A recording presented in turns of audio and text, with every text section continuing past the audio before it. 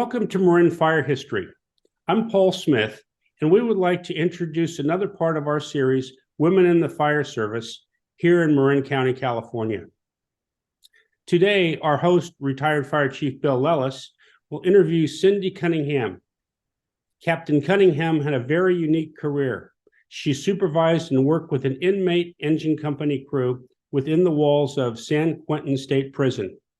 Captain Cunningham will speak about her extraordinary experiences as the only female working in a very unusual environment. We hope you'll enjoy this piece, and please feel free to let us know that you did. Thank you. And now, here's Fire Chief Bill Lellis. Okay. Good morning, Cindy. Good morning, Bill. Good to see you. I want to thank you for coming down and Absolutely. for our history program. The first question is, where were you born and raised? I was born in San Francisco, came to Marin County at 2 years old, lived in Hillview in Larkspur, and there for about 5 years, moved and then moved back to Terra Linda in San Rafael. And so most of my childhood was Terra Linda. Okay. So. And what did your dad do? Well, he sold insurance, M.F. O'Brien and Company, San Francisco. I'm like a fifth generation San Franciscan. So, yeah. Very good, very good. So you're raised out in Terra Linda. Yeah. And what about your schools? What schools did you go to graduate? I went to Catholic school, in grammar school, and then Terra Linda High School. And my senior year of high school, I went to an experimental school in Spain, just north of Barcelona. So I got my Spanish there. And that was really a nice experience. And after graduating from high school, you College I'm in. Got my degree in early childhood education, and didn't make much money at that. They don't really pay very well. So then I ended up working at San Quentin. So from College of Marin, Yeah. you get your AS degree. Yeah. And then you take a job at San Quentin. Yeah, I took a And clerical the job job. at San Quentin was what kind? Well, it was a clerical job. I mostly wanted the health benefits for my kids at that point. And while I was there in the clerical job, I was given, they have the houses on grounds of the institution. They have 86 houses that are the warden's discretion who lives there. So because I lived there, I was approached by someone in the fire service to just do their sleepover program. And that's how I got introduced to the San Quentin Fire Department, was because of that sleepover program. And that was before they had paid staff or full-time staff, you know, the 24-hour shift. They did have paid staff, but it was only two. So at the time they asked you to come to the fire department, was there a fire chief assigned to the station, or was there the captain on duty? It was Chief Freeze, worked day shift. And then there was one fire officer, Chuck Rose, who also just worked day shift. And then they had the people like me with minimal training working the night shift. And so that's how I was introduced. But because I had the house at San Quentin, I needed to continue my career at San Quentin. So when I was introduced to that, I pursued that. How many children do you have? I have 3. And they, well, now Shane's 33, Sheila's 31, and my Teresa's 19. So, and your husband does what? He's a stationary engineer at Kaiser.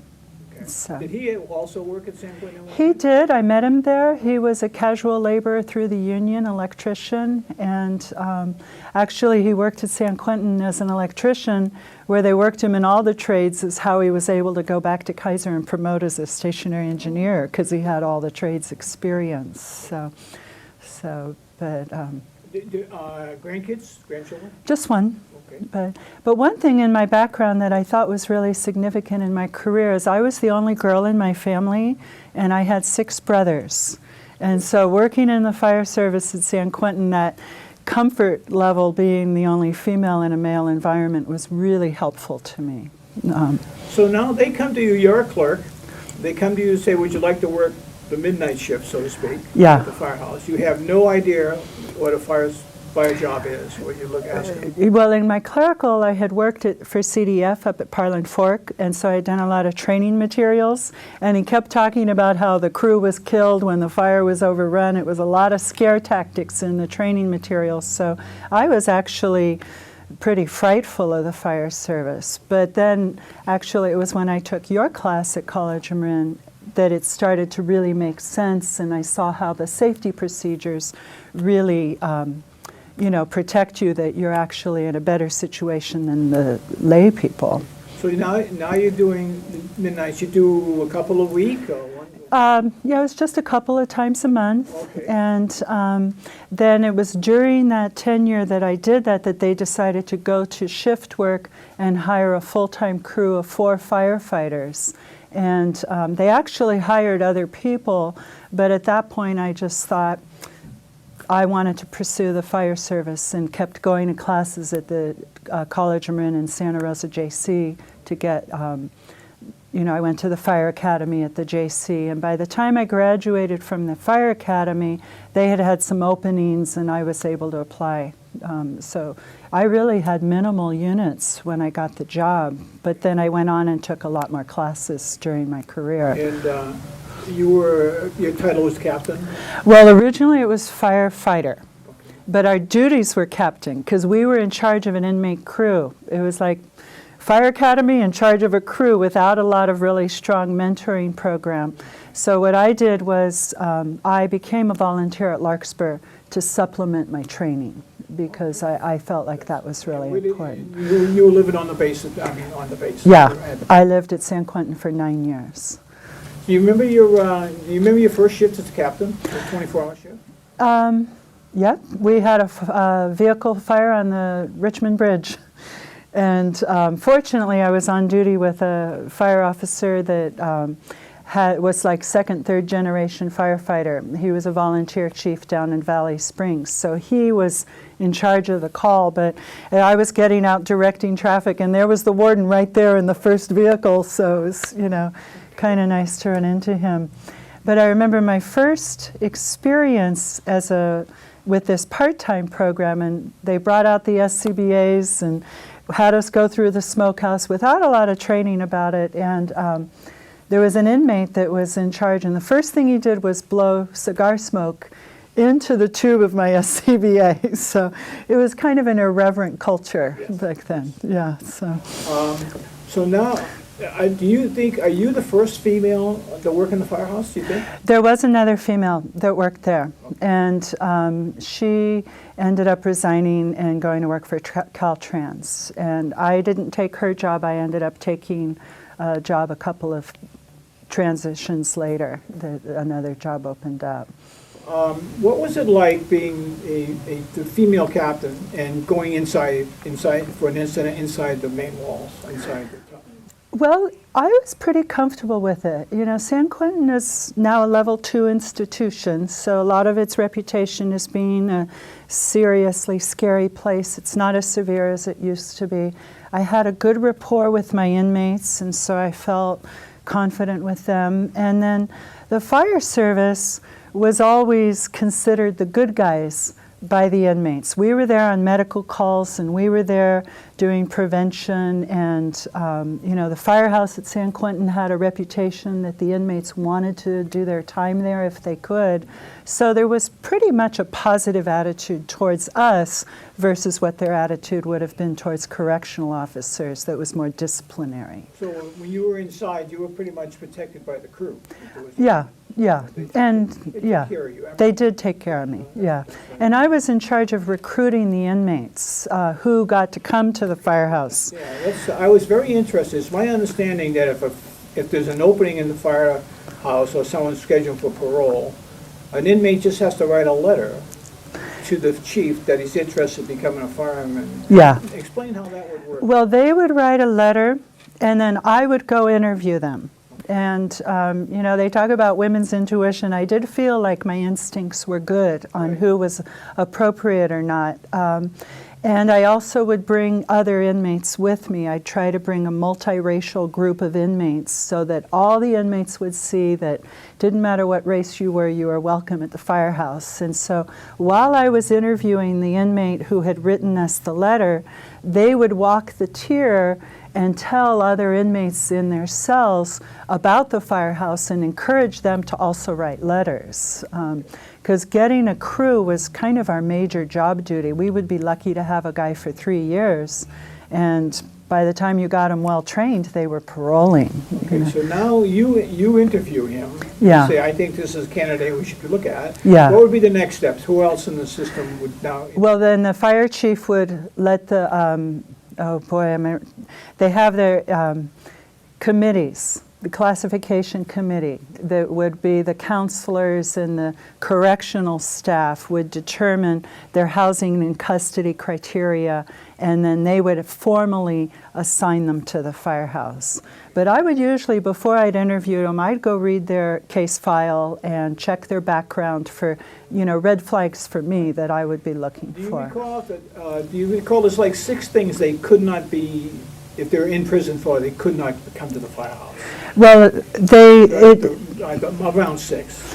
If they were in for these, like murder, yeah. sexual assault, there's like 6. Well, any kind of sexual assault would immediately disqualify them. But the whole institution is on a point system based on the severity of their crime, the way they do their time as far as if they're a well-behaved inmate, and also the amount of time they have to serve. So the point system would already determine pretty much your 6 criteria, who would be eligible or not, because they were definitely minimum security. So when they wrote the letter, did they have to tell someone they're writing the letter, or just write the letter and send it? No, they would just send it to the fire chief, and then he'd give it to me, and then I'd do my research and go interview him. Now the interesting part is all of a sudden now you got a complete rookie, a person technically right off the street, that's now assigned to the fire station. Yeah, well, not always a complete rookie because of the camp program. That we'd always be looking for that they, had the CDF experience through the camp program. And then there was Jamestown had a really good training program for their fire crews. So if they had done time at Jamestown, we wanted them, So there, not always, a lot of times they would be rookies, but we were always looking for the ones that had that experience. And I guess you would like to have them with some 2 or 3 years left before they go on parole, right? If we could, yes. Yeah, and they actually relaxed that towards the end of my career, was up to 5 years we could have them if they met the security requirements. So now the person's son shows up. He's now going to work in the firehouse. He's immediately assigned to senior fire. How's the training going? How's that accelerated training? Well, we had 4 engines and an ambulance, and we would go through pretty much the fire academy as much as possible, like the Santa Rosa JC Fire Academy. And because I had started as a rookie, not knowing anything about the fire service, I really knew what they were going through, that it made me a good training officer because I could explain to them in kind of layman's terms what we were teaching, whereas sometimes the guys with more experience, it was hard for them to dumb it down for the rookies.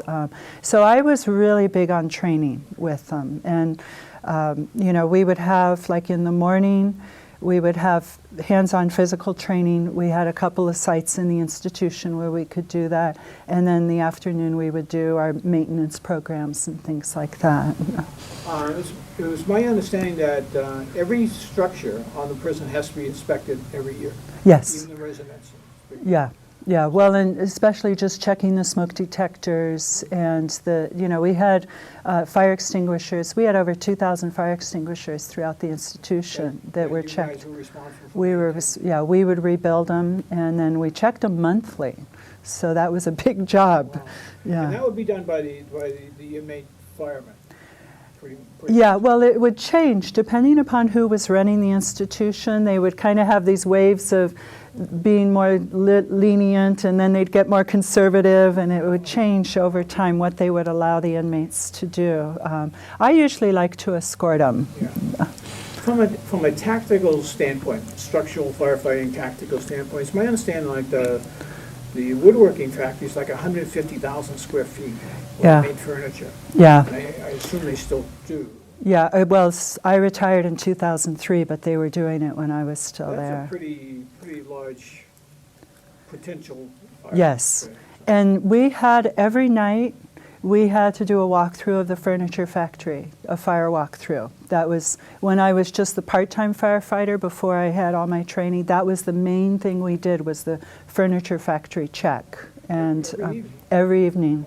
And then it was also sprinkled, and you know, the fire safety training there was Do you really. remember what the fire system was like? They have an elevated above-ground tank up on the hill, a couple million gallons. Well, they do have the tank up on the hill.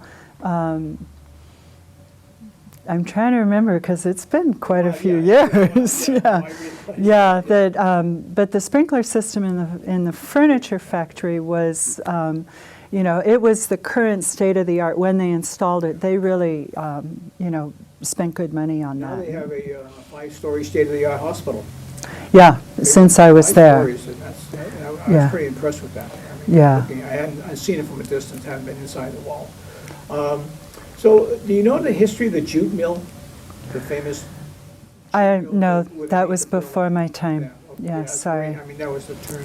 Yeah. So there's not a lot of jobs for the inmates to do. I mean, based on 5,000 inmates versus how many jobs they can go to daily, you know, and keep busy, like the furniture factory and Yeah, stuff like that. well, when I was clerical, my job was the inmate assignment program, that I took care of all their timekeeping. And, you know, they had the vocational dry cleaning, vocational woodworking, a lot of vocational trades that they did. And the furniture factory was one of the better jobs.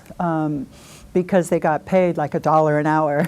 You know, they liked that. Yeah. That's good money. Yeah, it was, which, you know, all expenses paid. And then the dining halls, there was a lot of cooks and things that they, If you recall, as far, in talking to the fire chief, I asked him about what's his worst nightmare, and he says a riot during chow.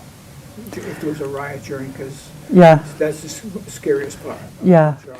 because you have a lot of inmate movement in the chow hall. But they do have the gun rails in the chow hall. Okay. Yeah, and you know, again, that classification process, you're not moving inmates inappropriately. But it's just interesting because we do have death row at San Quentin, and then there's kind of the egregious inmates that, you know, the adjustment center, which are the violent death row inmates. And we could actually, my crew could respond to the adjustment center, which... Are there any places in the prison you couldn't go? Without maybe, I mean... just- We had to kind of convince staff, you know, you have shift work, and so even though we would have, say, the warden's permission, the on-duty lieutenant may not realize that we had permission. And so in the middle of an emergency, that's not a good time to have to convince him. So I would always travel with my letter from the warden saying that we were allowed to enter an area, you know, because that could come up, you know. Right, and of course, the prison system has a no hostage Policy. policy. Yeah. Concern you at all? Well, it did when I was new. When I first interviewed way back for my first clerical job and they said about the no hostage policy, I figured I would turn down the job, but then I decided with the benefits and things to take it. But even though they have that no hostage policy, they're going to respond and take care of you. It's just that they don't want there to be an incentive for an inmate to take custody of a staff person, that it actually protects the staff to have that no hostage policy. So when you were working there, who was your fire chief? We had at least 6 fire chiefs during the first 8 years when I was there. I started with Don Rowland and then Sam Williams. We had Bob Means. I'm remember having trouble with the names. Keith Holman had been the hazmat coordinator. You know, the fire chief job was such a big job. It was very hard for the guys to really get their feet on the ground and really do well. And then finally in the end we had Harry Ward was there for 5 years, and then when I retired, I guess Troy had been there for quite a few years too. But There was a combination son-father. Freeze. Freeze. Yeah. Well, Freeze died in '88. So I was a part-timer in '87, and then I became a full-time firefighter in '90. So he had already passed on, and Don Rowland was the fire chief that hired me. Tell the story about Chief Freeze, where he now. Oh, that he's buried up on the hill. You know, we have the cemetery up behind the firing range where they have very historical if you're into history, but Chief Freeze had spent so many years at the fire service there that, and he really built up that fire department, so they buried him up on the hill. He had been there, and then he retired, and then he came back because they, you know, he just loved it. And, you know, like I said, we have 4 engines and an ambulance, and that was all Chief Freeze. So it's called the Chief Freeze Firehouse now. They dedicated it to him. Yeah. That's nice to know. Yeah, yeah.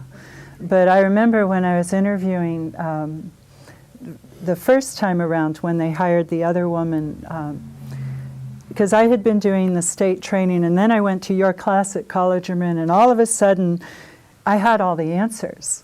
And Freeze was kind of bored with the interviews, and he looked up when I started really giving the right answers because of your tactics and strategy class. So that was kind of fun that I made a good impression on him. Huh? I take no responsibility. Well, you gave me the encouragement at the time that I needed it. How did you enjoy your time with the Larkspur Volunteers? Loved it, because they really had the professional quality fire service. You know, the San Quentin Fire Department was kind of isolated. When I was there, they weren't doing mutual aid anymore, and the administration was very cautious about letting even outside training people in, and so it was hard to get good training. And so going to Larkspur Fire Department, I got all that good training. And of course, some of the guys there, the Newberries and the, you know, Mike Collins, I mean, they're just princes, you know, so it was fabulous. They had a good group of people. Yeah. And my husband did it. He was a volunteer for 5 years just to support me in my career. That's So, outstanding. yeah, yeah. So he was fun. What was your probation training like at the prison once you became on board full time? Well, it was a 2-year program, and there was a whole list, pretty much 30 units of fire science that I still needed to continue my education. Going to, like, Vacaville Fire Department had a very good relationship with the JC there, and so I did training there. I went to Jamestown, and, you know, the pretty typical fire service, rescue systems, Command 1A, confined space, all that stuff. We had to take all those classes. But it was after I was hired that I took them all. On-the-job training. Yeah, yeah. And so they'd send me, I'd go for a week, take a 40-hour class. And So the prison fire department also has a hazmat specialist, kind of? yes, yeah. And Keith Holman, who had been fire chief, was the hazmat specialist, too. And they were very conscientious about that. You know, with the Cal OSHA, you know, they had to be careful. So we did the training for staff. That was another big part of our job, was training, because there's 1,500 employees, and they had to have their hazmat awareness training, they had to have their confined space awareness training, standard first aid, and just basic fire life safety training. Every year had to be repeated. So training staff was a big thing that we did too. Where would that take place? The in-service training department had a hall, and so we would do it there, and then there was some portable buildings that they would do smaller classes in. So Was the school open when you were? the school had been converted to a weight room. So when I went through the fire academy, I would get up at 5:30 in the morning because I lived on grounds. I could go to the weight room, work out for 45 minutes, and then, you know, go, because I was working full time. I did the extended academy where you could work and then do Saturdays and Tuesday nights. So I'm interested in the fact that the fire department has its own chef. its own what? Cook. Cook, yes. Right. That was a big perk. Yeah, yes. I'm getting that. Yeah. So he would go inside, get the food and bring it out, someone deliver it to them? The fire officer would go with them. Okay. The inmate would order the food, and then we would go in there one day a week, pick up the food and take it to the firehouse. And Like going to the big grocery store. Yeah, yeah, Bringing it all back to the Yeah. station for. yeah, and the food service department. Murphy's Law, you'd get a call in the middle of it, you know, but yeah, that was because some of the other fire departments that had a better reputation in terms of training and, you know, maybe they worked with CDF and there was more action for the inmates, we had the living conditions where they each had their own room. There was a training room where there was a television, there was a pool room, and we had our own kitchen separate from the rest of the institution. So the quality of food was good.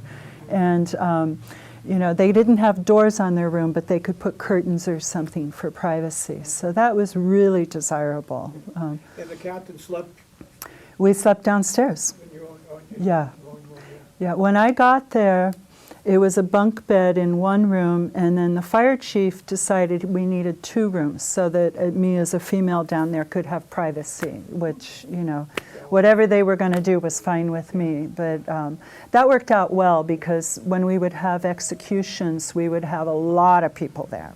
And so then all that extra room was really helpful. During an execution, the fire service went on high alert? Or? Yeah, we were on standby, and they would have the sheriff department down in the H-unit parking lot. There would be a whole fleet of security personnel. And then as it became more normal, it diminished as it went on. But that was a big thing. Very stressful, I imagine. Yeah. Continuation and stuff. Yeah. Tell us about some of the incidents that you went inside the walls on. I'm told that, you know, like almost every day they're inside helping someone. Well, it was mostly medical. A lot of the inmates, especially in the reception center where they're actually still deciding where the inmates will do their time, they're kind of categorizing them. A lot of them had really poor health from their drug use, so we had a lot of seizures and a lot of you know, minor medicals, but you had to go if they had a seizure and transport them. We would occasionally get something serious where suicides, sometimes staff, a lot of heart attacks with staff. You know, stress management became very important to me when I would see the number of staff heart attacks that we'd have. You know, not a lot of fire calls. Most of the institutions cement. But the transporting the inmates, you know, down the tiers, that was a big thing that sometimes even if they, even if it wasn't an emergency medical situation, if they just needed help transporting them, sometimes they would call our guys just for the muscle power too. But we had over 500 calls a year, pretty typically. Plus all the fire prevention work and the training and everything, yeah. So, but you know, with the medical calls, we had the clinic there, so we had like a 2-minute response time, you know, to the and it's my understanding transport that them. when they did leave that, go to Marin General, they have to have a security person with them. Yeah, well, we would transport the inmate to New Miller Clinic, and then the outside ambulance would meet them there at the clinic so that they had an emergency room doctor and nurses caring for them before they would be transported out. So, but there were a lot of safety things that I would implement. I think sometimes women are a little more conservative to go by the book. And like they had these stoke litters in all the units to carry the inmates in an emergency. Well, at one point they decided that the seat belts and the stoke litters were a security problem, so they were just carrying inmates in these things without any kind of strapping. So I taught them how to do the lashing that we had learned in the rescue systems, and that became policy then to follow that, you know. And simple things like that. Like when I got there, they would ride the tailboard with no turnouts, no helmets, smoking a cigarette, you know, just joyriding on the, you know. So I was always into following safety protocol. They didn't like it, but they would do it. They would do it. But the inmates are allowed to drive the rigs any place on the prison, yes, as long as the captain knows where they're going. Yeah. They don't have to have a driver's license.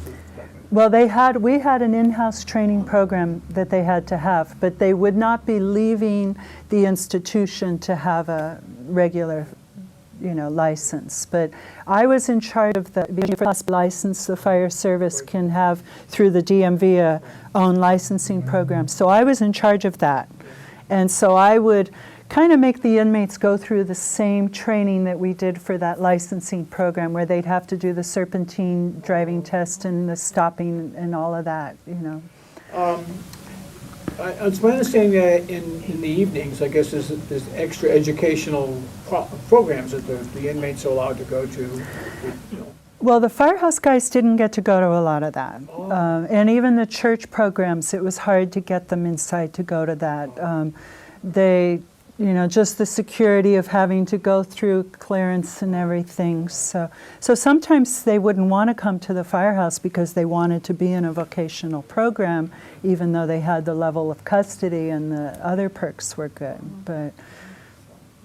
But we did have one fellow who developed his own private fire company up in Oregon, and he did very well after he paroled. And then I know another guy, he was a good inmate. We really liked him, and he ended up going to work for LA Fire Service and did really well. So, Okay.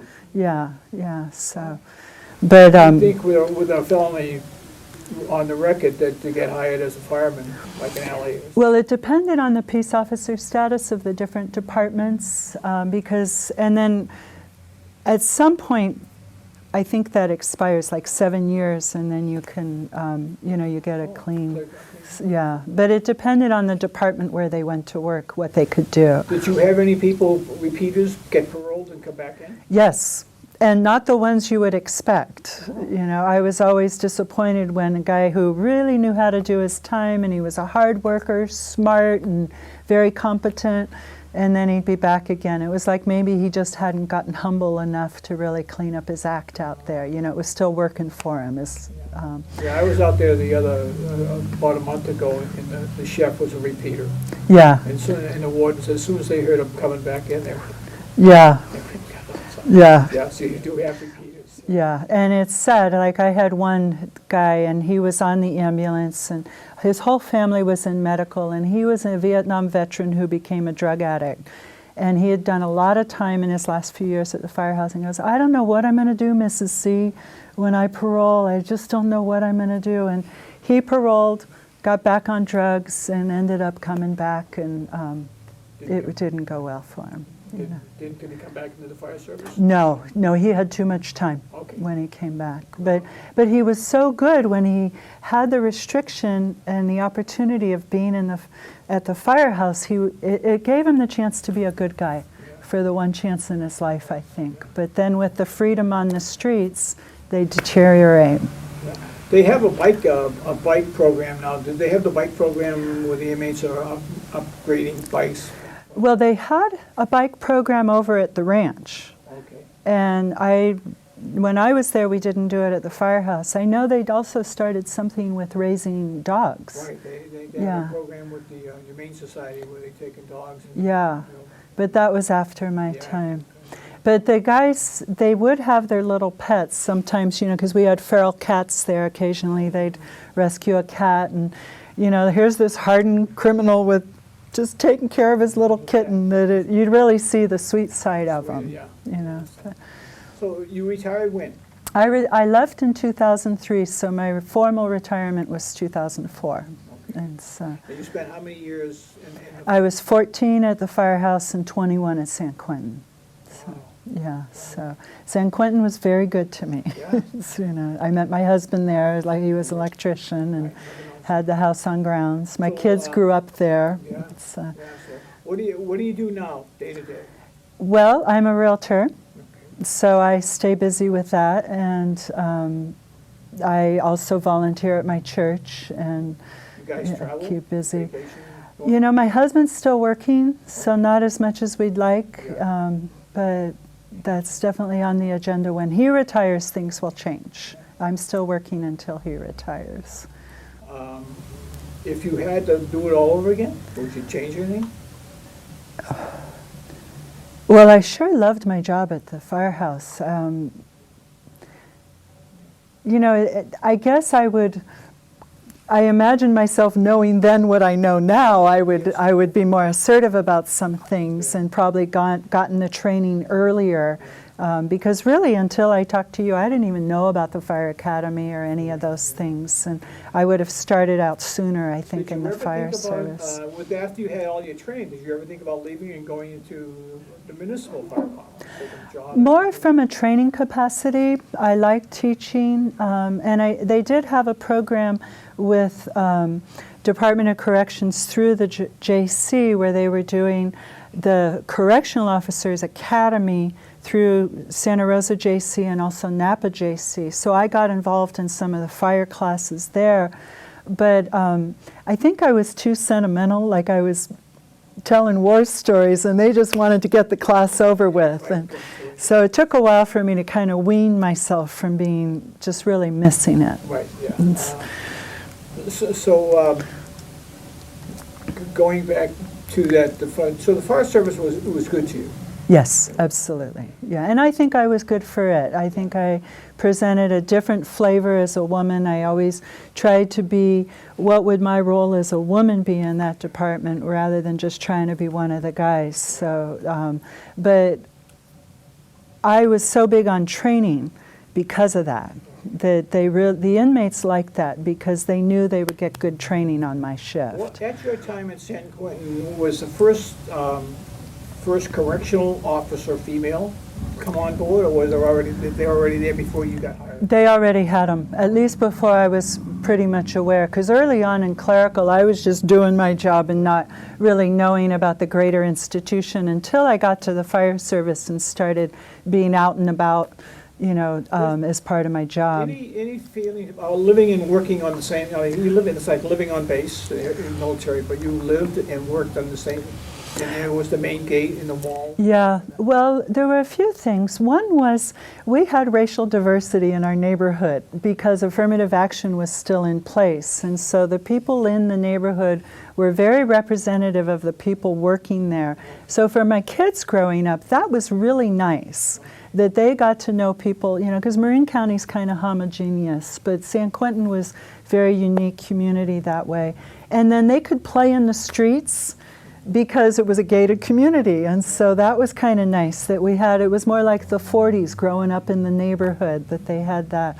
But there was one fire chief that he was kind of high-strung, and he would come by my house when I was off duty, and that's when I moved. Okay. I got my house in Sebastopol because I needed there to be that separation.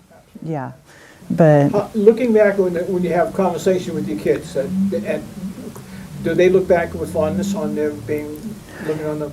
Yes, they do. Especially the older kids. The younger one, she was 2.5 when we left, but they do. They like to drive through the neighborhood, and you know, they like I say, it was like an old-fashioned neighborhood where they could play in the streets. And the boys, it was cute because the CERT team would use the old schoolhouse to do their training, where they had the full camouflage and these things. So my son and 2 other boys, they had their full camouflage, and they'd be playing war games right along with them. And the guys on the CERT team thought it was cute. They didn't mind, but it was kind of fun.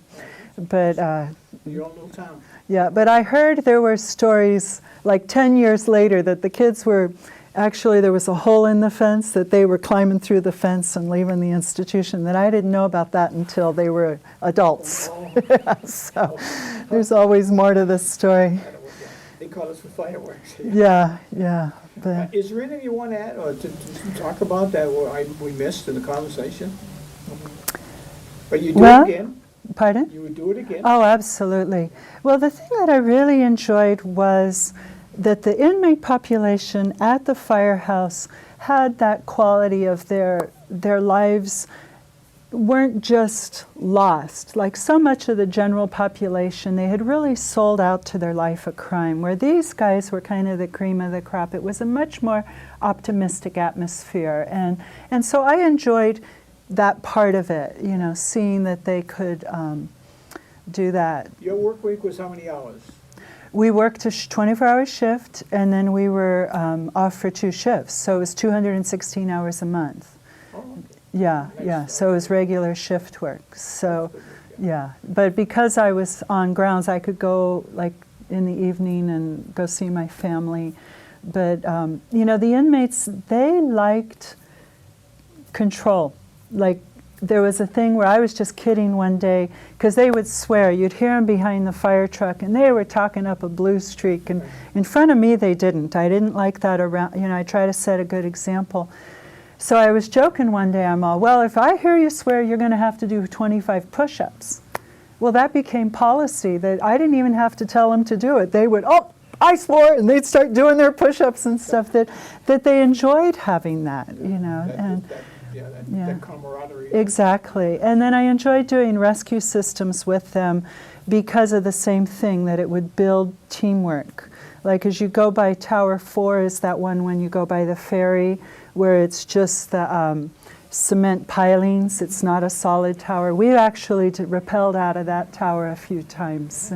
And then we'd go to the rock quarry rappelling. More to build rapport and sense of motivation than actually we use that. Because at your time at the prison, was a saltwater system in place or was it abandoned by them? They used to have a saltwater pipe system, pump house. yeah, no, that was gone by then. Yeah, I think that's a mistake. yeah. Well, Keith Holman, the hazmat coordinator, had been in charge of that back in its day, so he was very fluent in all that. You get together all often with for people from the prison? Well, once a year they have a retirees luncheon out at the Rod and Gun Club, and I try to go to that when I can. And you know, most people that work there feel very good about their career. You know, there's a real bonding that happens with staff. It doesn't have that San Quentin, you know, the word San Quentin. Yeah. Which is up all kinds of, yeah. But Well, there's a lot of people that, it seemed like the best people that worked there didn't necessarily grow up wanting to be a correctional officer. They just thought it was a good job, and then they ended up staying for 30, 40 years. But, you know, there were a lot of really great people worked there. So were you ever part of the correctional, you couldn't transfer from a fire captain into working death row? Well, I didn't want to. I would have had to have done a more extensive academy. I had done the PC 832 Peace Officer training, which was the 2-week academy, Right. but I think the academy was up to like 8 weeks. And then I'd be on regular shifts, and it would have, you know, I was very happy. The opportunity would have been there if you wanted. If I wanted to pursue it. And there were 2 correctional officers who transferred and became firefighters, and they were able to work overtime as correctional officers. And that was a pretty good gig for them. Well, that's about it, unless again, you got Yeah. anything you want to add. I can't think of anything. Appreciate you coming down and Yeah. sharing with us that, your career information. Good stuff. Yeah, it was a lot of fun. Thank you. Anything?